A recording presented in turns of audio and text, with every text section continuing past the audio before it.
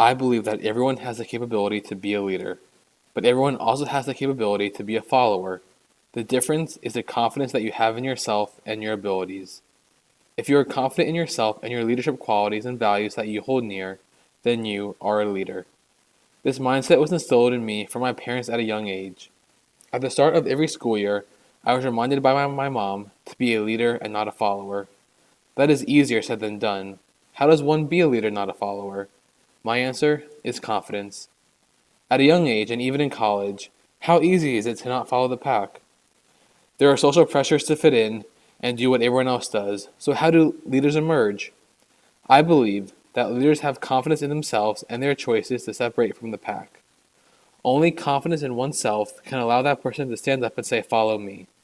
But with this confidence comes a certain set of values too, that can show others that your confidence is legit. If someone is confident on the surface, but is shallow, or the confidence is only superficial, for example, they might have a lot of money to back them up, or be good looking, then they are not using their confidence to lead, but only to show off. A confident leader is one that has the core values of compassion and genuine intentions. A leader needs both of these values to be present whenever they lead. Compassion, because followers need to know that the leader cares not only about the cause they are leading, but also the people they are leading. If a person feels that a leader cares about them, they will buy into the leader more quickly and effectively. Secondly, if a leader does not have genuine intentions, then the cause in which they are leading for will never come about.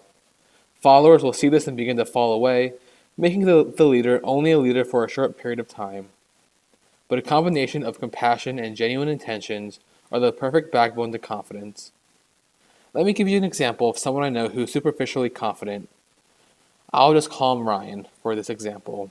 Ryan knew how to control a room and was confident in his voice as a leader.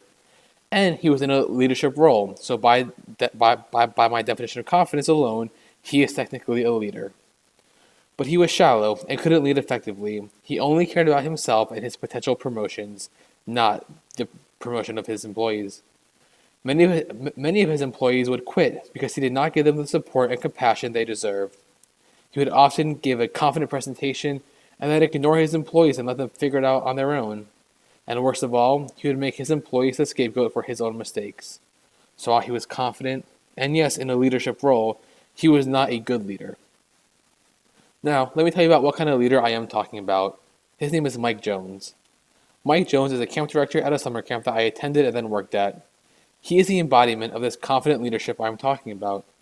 He would lead the camp by having the hard conversations, by modeling the way, and most importantly, being confident that what he was doing was for the betterment of the camp.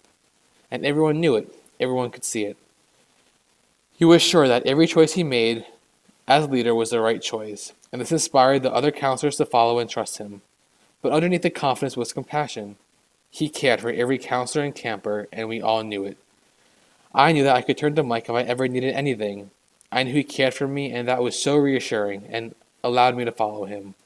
But with his compassion, he was genuine. He always let you know why he was doing something, and the reason was either to make camp better or to make the campers' lives better. He never did anything for himself and was genuine about the decisions for others. These reasons are why Mike Jones is my example of being a perfect, confident leader. The last thing I want to say is without confidence in oneself, how can a leader be confident in leading others, even in leading themselves? Confidence, I believe, is what truly makes leaders.